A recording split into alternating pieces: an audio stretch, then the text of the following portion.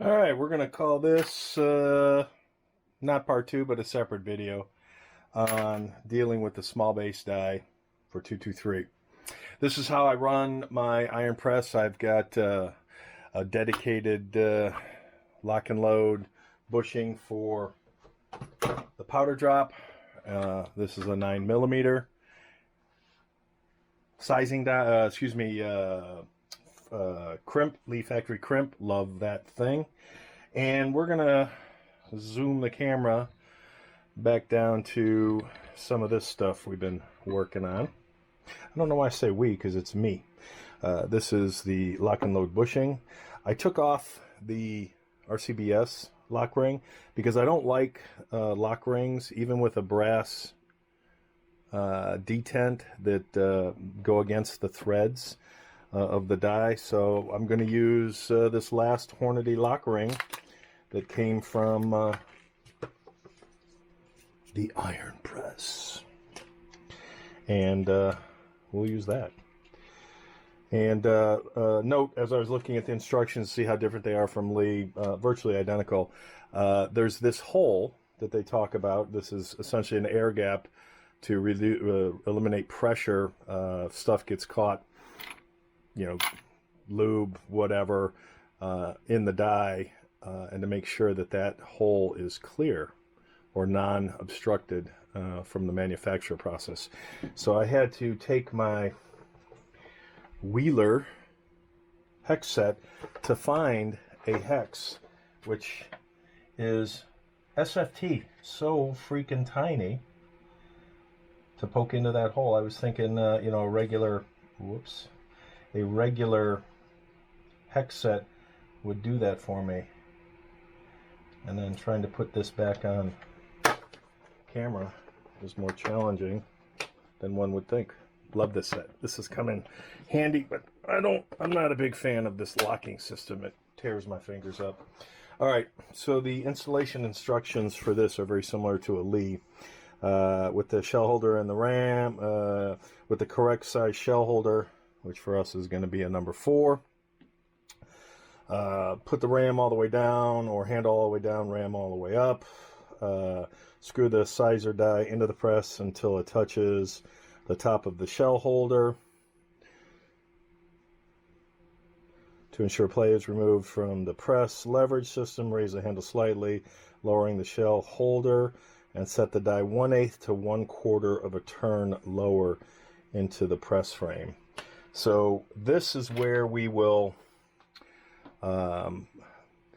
we'll start with some of these, and then what I'm going to do off camera, because I've already shown this on camera, is once I get this set up initially, in terms of being able to resize, decap and resize, I'm going to take a comparator measurement to see what the difference is between the shoulder bump of my setup versus how far I need to set it back to hopefully seat everything correctly. So back in a minute when we go to set this up on the press. And we're back. I'm going to be honest with you, I'm not the biggest fan of this particular configuration. It can be a little quirky. It's held in, the dies are secured with this rubber O-ring that's right there, and getting it right on the money kind of locks the die in, and pushing on this pushes the ram, and it's an interesting solution. And like right now, my OCD is going to bother me because that is not perfectly straight, and with the Lee it floats around a little, so it's really not an issue. You can turn it at will, but this particular configuration, it's different. I'll just leave it at that. It's different. And you saw that little tap jam right there. Again, I'm going to say that's a quirk of this particular device, this press. First time ever decapping. If I get this set in there correctly, that just snaps on. All right, so we're going to see what it feels like to decap.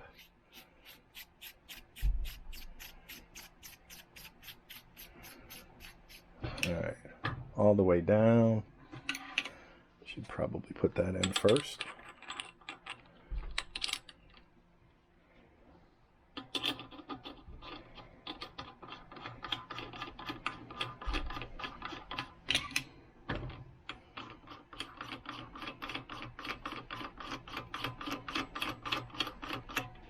Alright, so there we are.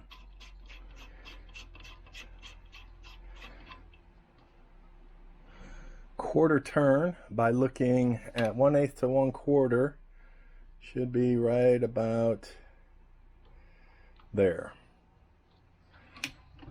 And I feel you can hear the pop from the cam over. So in theory, we are there. All right, I'm going to tighten this down because I just saw it move a little. Why don't we do that and lock that in? Right back. All right, so I had the bright idea of putting this here, but that kind of blocks from a camera point of view, so we will not do that. All right, so like the Lee, pushing the ram down / handle up allows me to lock the casing, so I can put a little lube on there. I did clean the die with brake cleaner. Let me grab that. This is what I use. So sprayed the inside of the die with that, aired it out, checked that little pressure hole, and that's interesting. So this will be the first decap on this press for me. And I heard it go into the cap, that black cap catch, whatever you want to call it. All right, so things are a little awkward because of where the camera's at naturally. Okay, so that's interesting that it doesn't really find it easily. And by that I mean I'm using a lot of... So on my Lee, there's not this much play for whatever it is. All right, we'll do one more. Yeah, that's just a lot of play. That's a lot to play. Okay, I didn't even hear the... right, one more. I didn't hear it because it's right here. That's interesting. I don't know why that... It looks like it's falling apart too. Okay, so there's another ding for the iron press priming process. Again, the dude that I got this from complained about the press and the auto priming system, so we'll see how that works. All right, that one kicked out. I'm not going to try to make excuses for why it does or doesn't work. It is what it is. All right, last little bit of lube that's left on my fingers. And that primer went on the garage floor. So, all right, back in a minute with our 5 dummies. Again, for those who are Lee bashers, I like Lee product. Lee product has worked very well for me. This iron press, I'm wiping off the lube from these 5 rounds just to see where we're at. The iron press, in hindsight, I would not buy this. Let me rephrase that. I would not buy this at its current selling price. So for the $100 that I paid for all the goodies, no regrets.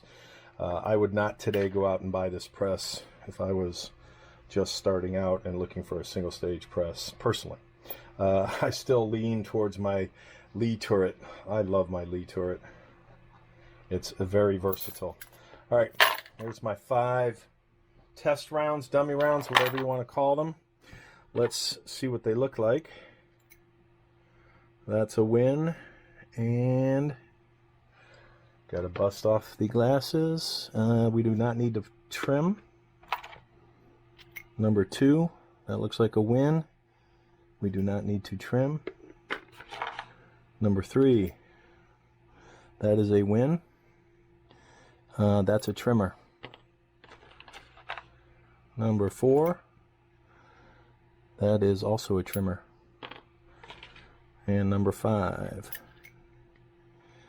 and that is a no trim.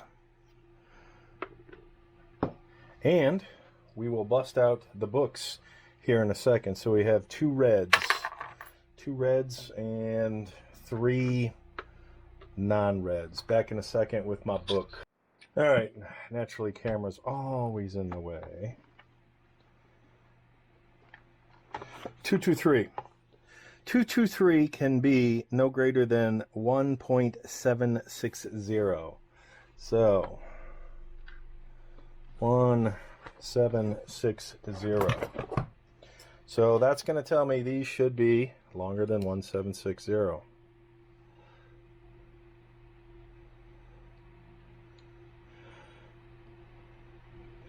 Well, that's 1.748.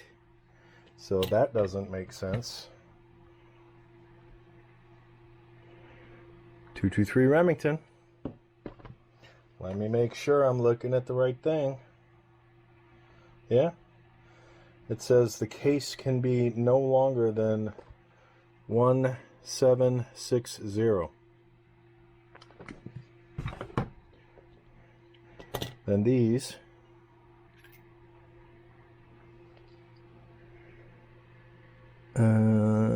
okay, that does not need to be trimmed.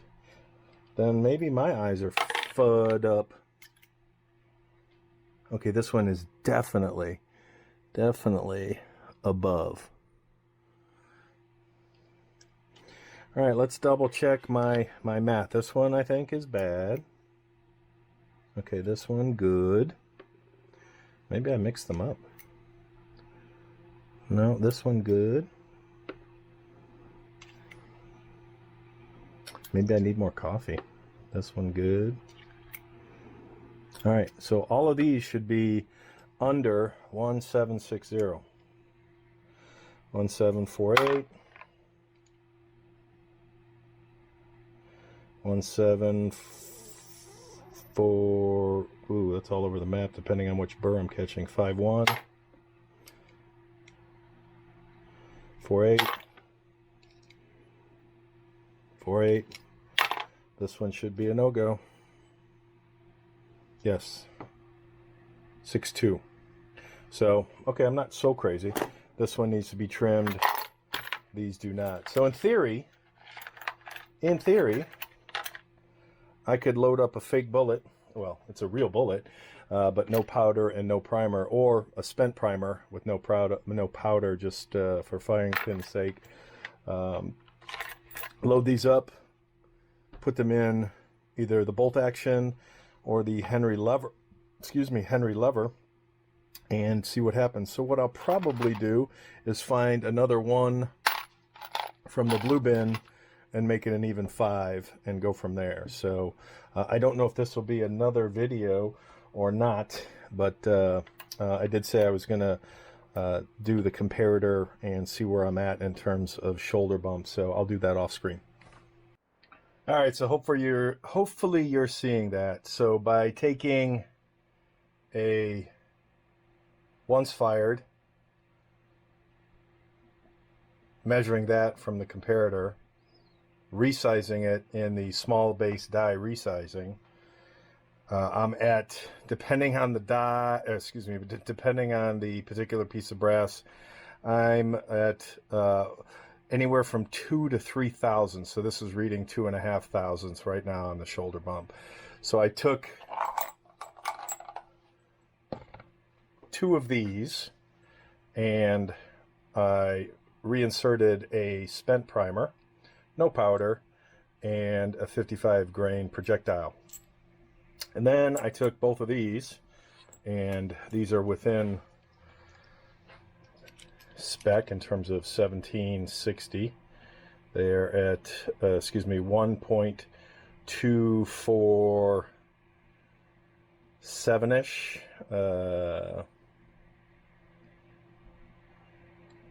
with the overall max being, cartridge overall length being 2.260. So we are well within specs in terms of cartridge overall length.